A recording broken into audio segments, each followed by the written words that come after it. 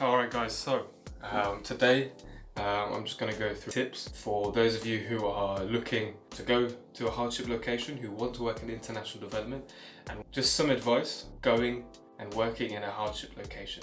So maybe some of you are thinking about it, maybe some of you are wondering what it's like, maybe some of you actually have to go there sometime.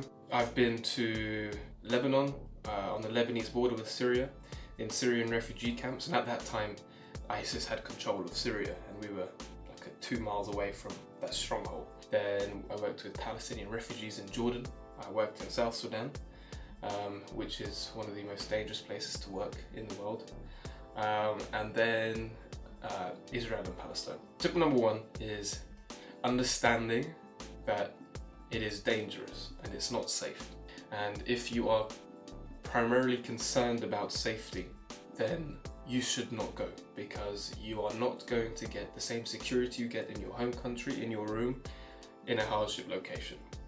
Of course it depends on the hardship location, but there's a big problem with needing and wanting the same level of safety you have been used to, because what that means is, firstly, you don't get the most out of your experience, and you won't do certain things because you're scared, and rightly so. It's a scary thing. But the second thing is that it means that some of the behaviours, actions of the aid community,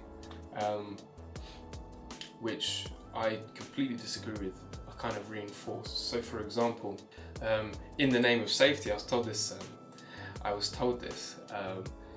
There was a British mission in an African country, I can't remember where, and the missions, they have these nice bulletproof cars, yeah, and you can imagine in a developing African country, it's obviously looking out of place where the road is not full of those kinds of cars. And there was one instance where the driver, he actually hit another driver, a local driver, and the stated policy of that British mission, and I think maybe all British missions in developing countries, is to not stop, to not sort it out. It was to simply drive away, because the fear was that there's going to be a large gathering of all the locals, and something worse could happen as a result of you stopping and trying to help out.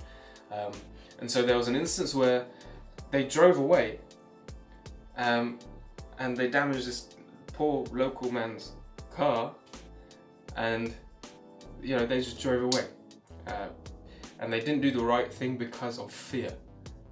And sometimes you have to do the right thing despite the fear. Their mindset is, I need to protect myself at all costs.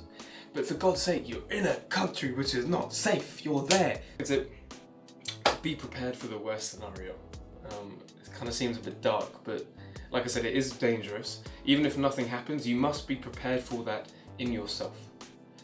So it might not actually be physical. It might not actually be, there's a collapse of the rule of law and there's mobs running after all aid workers. That might not be the case. Actually, it could be problems you have with your colleagues.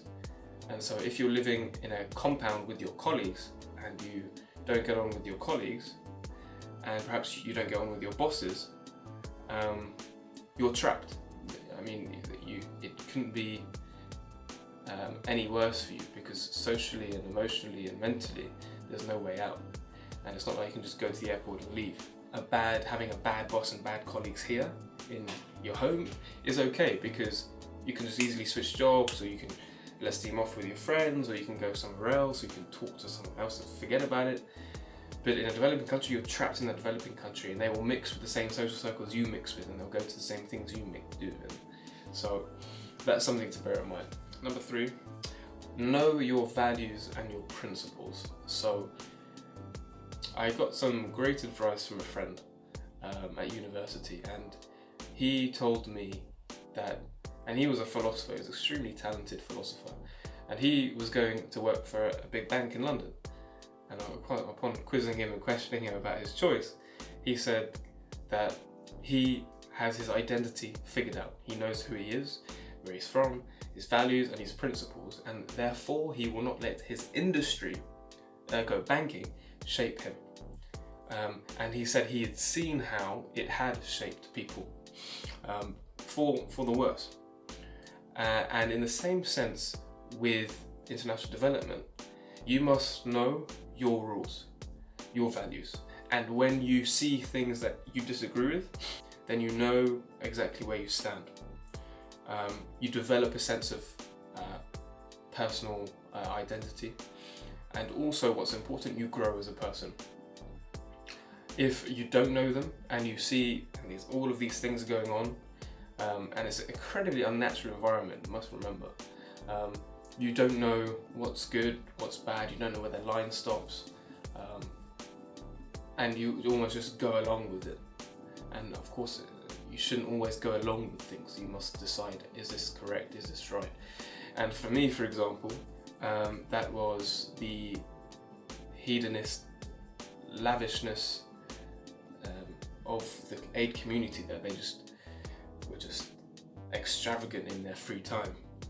And that is something I tried, and I needed to indulge in it to realize how wrong it is.